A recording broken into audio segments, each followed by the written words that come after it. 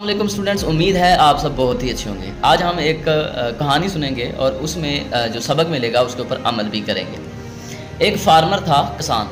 उसने ना अपनी खेती बाड़ी के लिए, अपने जानवरों के लिए एक बंदे को हायर करना था।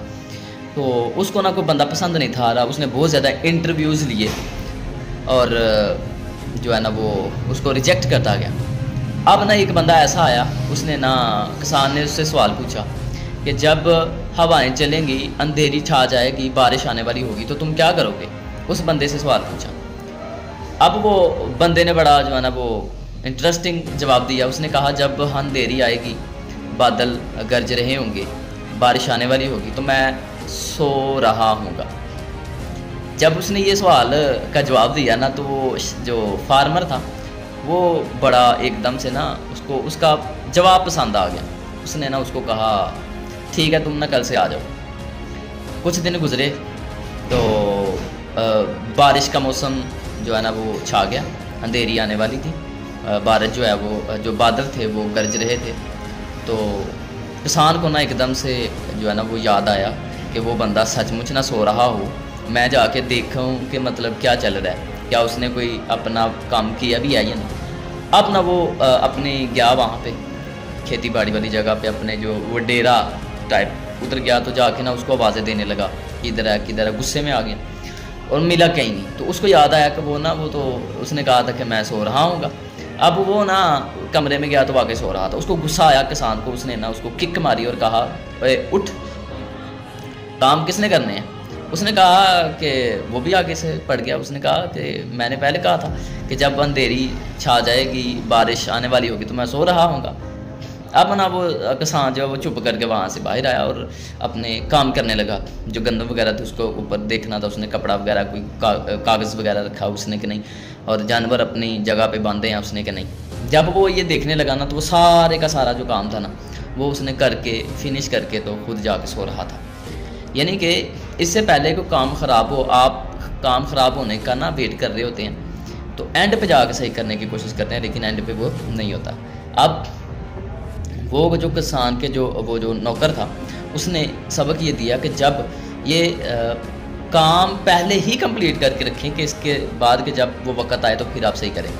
तो स्टूडेंट्स के लिए बड़ी इंटरेस्टिंग बातें हैं इसके अंदर, और सबक आमोज़ कहानी है ये। और इससे सबक ये मिलता है कि आप टेस्ट जो होते हैं उनको अच्छे तरीके से पहले ही करके याद रखें।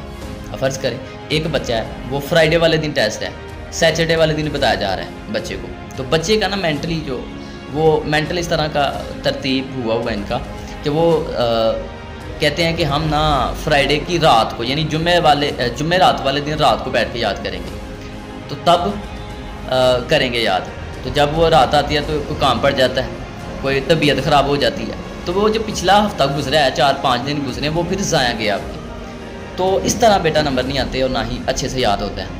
तो आपने क्या करना है, सैटरडे वाले दिन ही एक प्लान बनाना है। मतलब प्लान बनाने की भी ज़रूरत नहीं है, आपने उस सिलेबस को पहले चेक करना है। उसको ना जितने दिन बचते हैं ना उन दिनों में जो है ना वो तकसीम कर देना है। और कोशिश करनी है आपका जो टेस्ट फ्राइडे वाले दिन है वो जुम्मे रात वाले दिन रेडी हो, यानी कि जुम्मे रात को आपको वो आता हो। आपने फ्राइडे नहीं, जुम्मे रात का दिन जो है वो इसके लिए चूज़ करना है।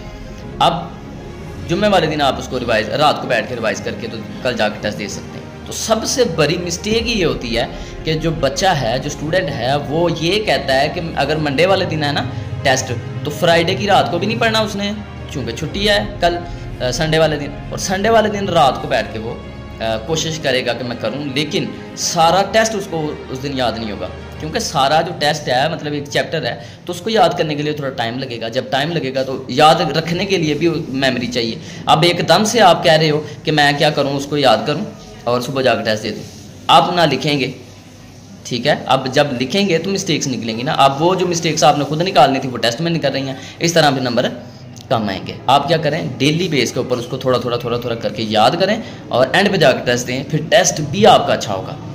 तो याद रखें, एंड पे अगर मंडे वाले दिन टेस्ट है तो आप संडे की रात को अगर कर रहे हैं याद, तो कोई काम पड़ सकता है, कोई मेहमान आ सकते हैं, कोई मतलब बुखार हो सकता है, कोई मतलब बीमार हो सकते हैं या कहीं पर जाना पड़ जाता है, तो वो फिर आपसे याद नहीं होगा। तो तो आपने क्या करना है, पहले डिवाइड करें उसको, और डिवाइड करने के बाद थोड़ा थोड़ा डेली याद करें और अच्छा याद करें।